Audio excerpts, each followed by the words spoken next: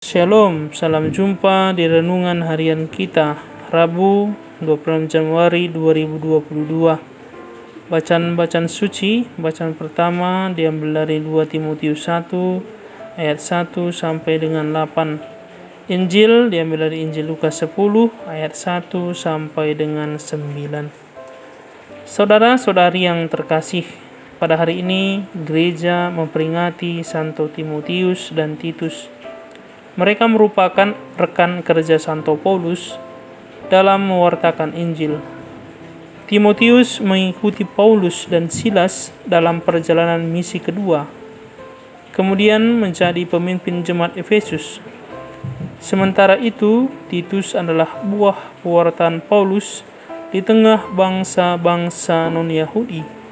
Ia menjadi utusan Paulus untuk mengatur pengumpulan kolekte di kalangan jemaat Korintus dan kelak menjadi pemimpin jemaat Kreta. Keberadaan Timotius dan Titus sebagai rekan kerja Paulus mengingatkan bahwa pewartaan Injil bukanlah proyek pribadi. Tugas perutusan ini mesti dijalankan bersama-sama sebagai satu tim kerja. Sama halnya dengan 70 murid Yesus yang diutus pergi berdua-dua agar kesaksian mereka dapat dipercaya. Angka 70 atau 72 mengingatkan kita pada tua-tua yang ditunjuk Musa untuk membantunya memimpin umat Israel. Para utusan perlu ingat bahwa mereka ambil bagian dalam proyek besar Allah. Karena itu, mereka harus senantiasa memohon kepada Bapa yang punya tuaian agar mengirimkan para pekerja baru untuk tuaiannya. Mereka juga harus memohon agar Tuhan berkenan membimbing dan menguatkan para pekerja tuaiannya sehingga usaha mereka membuahkan hasil. Saudara-saudari yang terkasih, secara detail Yesus memberikan panduan bagi para pekerja Tuhan.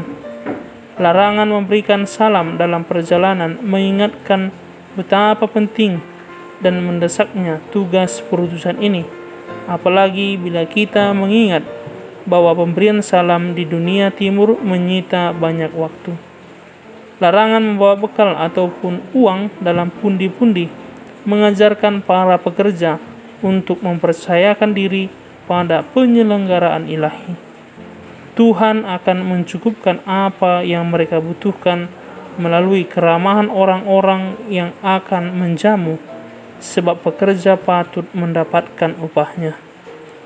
Ketika masuk ke rumah orang, mereka hendaknya memberi salam damai sejahtera yang akan membuat sang pemilik rumah menyambut mereka dengan sukacita. Sebaliknya, salam damai yang membawa berkat ini akan kembali kepada mereka sendiri manakala si penerima salam tidak mau menerimanya. Apabila telah diterima di sebuah kota, mereka diperintahkan Yesus untuk menyembuhkan orang-orang sakit dan menyatakan bahwa kerajaan Allah sudah dekat.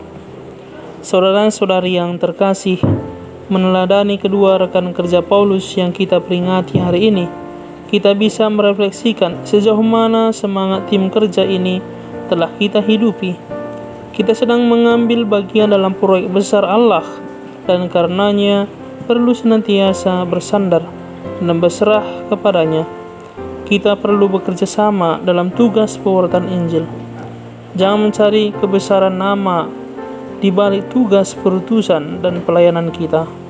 Kita memberikan waktu dan hati kita supaya kabar gembira sampai kepada semua orang. Semoga Tuhan memberkati. Amin.